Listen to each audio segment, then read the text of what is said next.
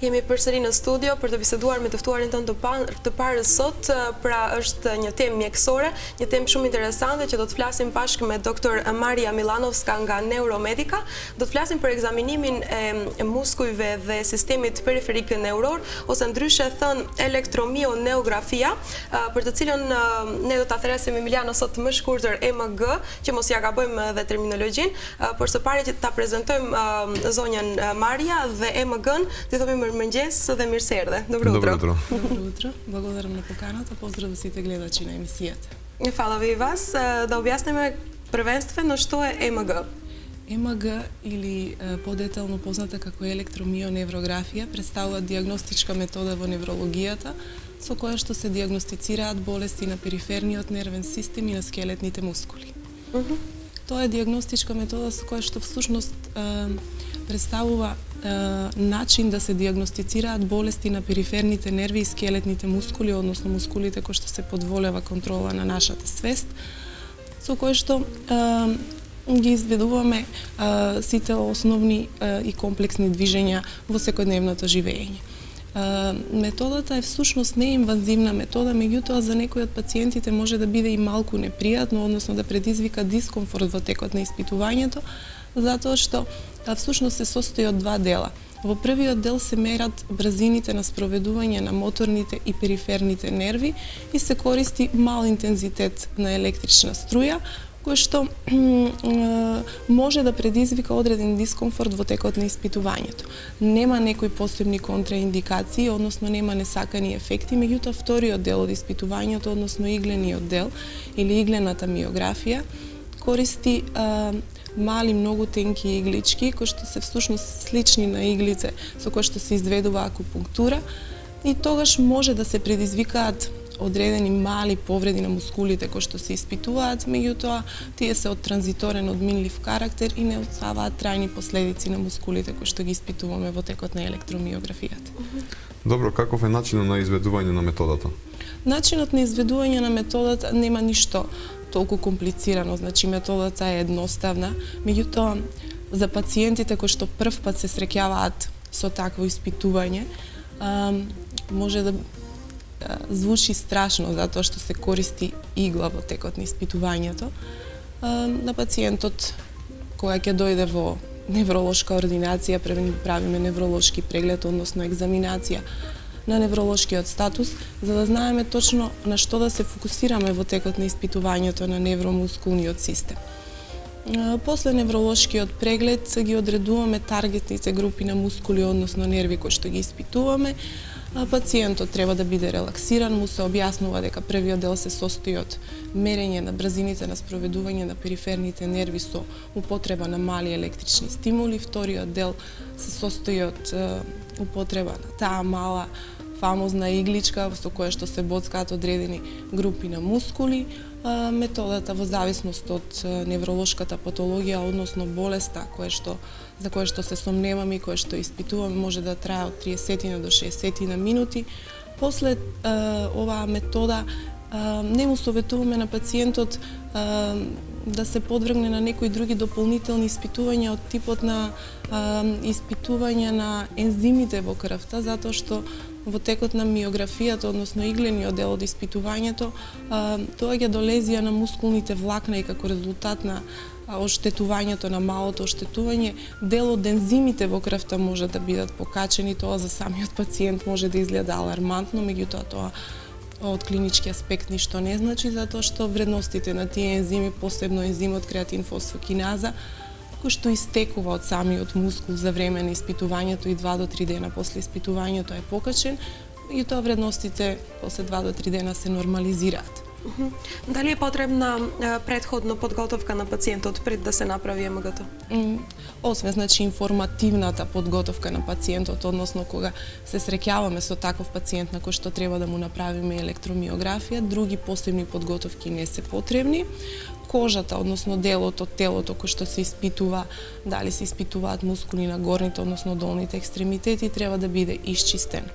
со алкохол, на пациентите им советуваме, значи пред да дојдат во невролошката амбуланта и пред да им се направи тоа испитување, да не користат посебни креми, односно лосиони, затоа што тоа го намалува импулсот, трансмисијата на импулсот по должината на нервот, кожата се чисти, значи со 100% алкохол и потоа се пристапува кон испитувањето. Просторијата во која што се изведува испитувањето треба да биде затоплена, комфорна. Екстремитетите, односно рацете и нозете, не треба да бидат екстремно ладни или екстремно топли. А во една релаксирана атмосфера се прави испитувањето и нема никакви посебни контраиндикации или посебни подготовки, затоа што представува рутинска, пред се помошна диагностичка метода, која што во одредени сегменти од клиничката пракса, односно во одредени случаи може да биде супериорна, затоа што може да ни помогне во диагностицирање, односно разграничување за какво мускулно, односно заболување на периферниот нервен систем се работи. Еве, например, доколку во ординација ни дојде пациент кој што се жали на болка во долниот дел на грбот, односно лумбалниот дел на рабетниот столб, која што болка зрачи по должината на едната или другата нога или двете нозе истовремено. Какви болести најчесто се диагностифицираат, пошто Да. зборуваме многу за методата, но не знаеме конкретно што се диагностифицира? Секако. Да. Значи најчесто се диагностицираат болести на нервите, односно поточно кажано болести на периферните нерви. Што всушност значат тие болести на периферните нерви? Периферните нерви се всушност нерви кои што излегуваат од радиксите, односно од корените на рабетниот столб по должината од вратниот долу до сакралниот дел на рабетниот столб. И тие нерви може да бидат зафатени од примарно од некоја болест на невролошкиот систем, односно невролошкиот апарат, или во склоп на некое друго заболување, односно како секундарни болести. Метаболните невропатии се многу чести и многу често ги среќаваме во клиничката пракса. Една од таквите многу често среќавани болести е секундарно заболување на периферниот нервен систем во склоп на метаболното нарушување, познато како диабетес мелитус, односно шеќерна болест. Кај таквите пациенти најчесто кога доаѓаат во ординација се жалат, односно се оплакуваат на болки кои што првенствено се јавуваат во дисталните, во долните делови на нозете, поточно на стапалата. Таков пациент најчесто ќе ни се пожали дека има трпнење, односно трнење во стапалата, доколку е болеста во понапредната фаза, односно доколку е зафатен поголем дел од нервот, односно доколку е поголем степенот на оштетување на периферниот нерв, такви пациенти може да ни се пожалат дека имаат отежното одржување на рамнотежа, затоа што се зафаќа длабокиот сензибилитет, односно во овој случај страда делот од нервот кој што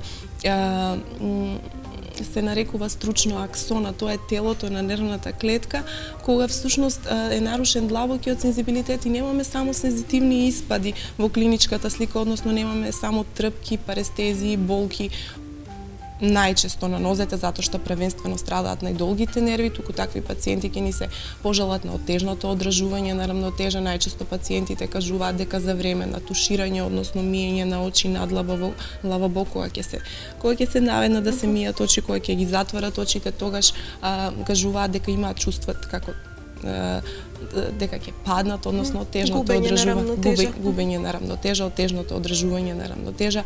Болките се многу карактеристични, најчесто се јавуваат во текот на денот, меѓутоа најинтензивни се во текот на вечерните и ноќните часови, кога пациентите ќе легнат да спијат и најмалиот допир на покривката со која што легнуваат може да предизвика толку интензивна болка што пациентите ги буди од сон. Таквите пациенти имаат дизрупција на сонот, често се будат ноќе, шетаат од еден до друг крај на собата, не може да се смират затоа што болките се многу интензивни.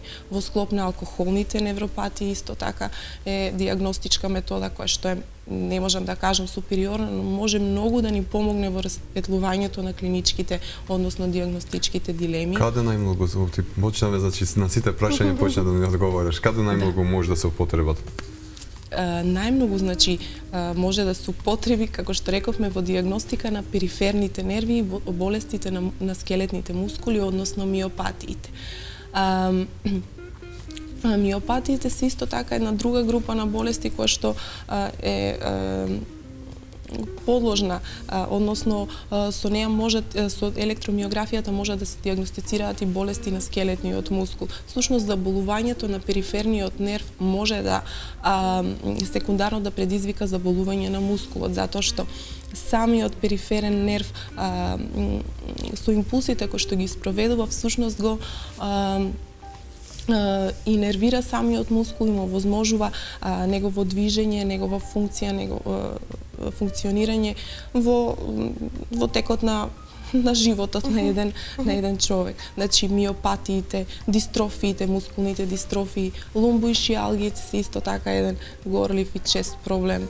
Скоро секој второ, односно трет човек кој што има проблем со дискус хернијице, исто така е поодложено, односно поволен кандидат за подвргнување на оваа дијагностичка метода. Значи методата е многу сигурна за дијагностицирање? Да, методата е сигурна, во некои случаи представува дополнителна дијагностичка метода, која што со сигурност не може во тој момент можеби да ни каже зашто тоа што се работи, но може да ни помогне затоа што ќе овозможи по пат на исклучување на некои патолошки состојби, да ни каже дека не се работи за тоа заболување, па ние се насочуваме кон одбирање на други дијагностички методи со кои што ќе ги расветлиме клиничките, односно дијагностичките дилеми. Супер, мислам дека супер објаснавме што е ЕМГ. Доктор Марија Миланковска, ви благодарам многу за гостувањето, па ќе зборуваме и за други прилики сигурно. Благодарам и на вас. Фала ви, атëherë телешikues të nderuar, ishte kjo Marija Milanovska dhe folëm për EMG-n ose rëndësinë e saj në diagnostifikimin e problemeve me muskujt dhe sistemin periferik neuror. Tani ora 9, Emiliano, koha për lajmet e orës 9.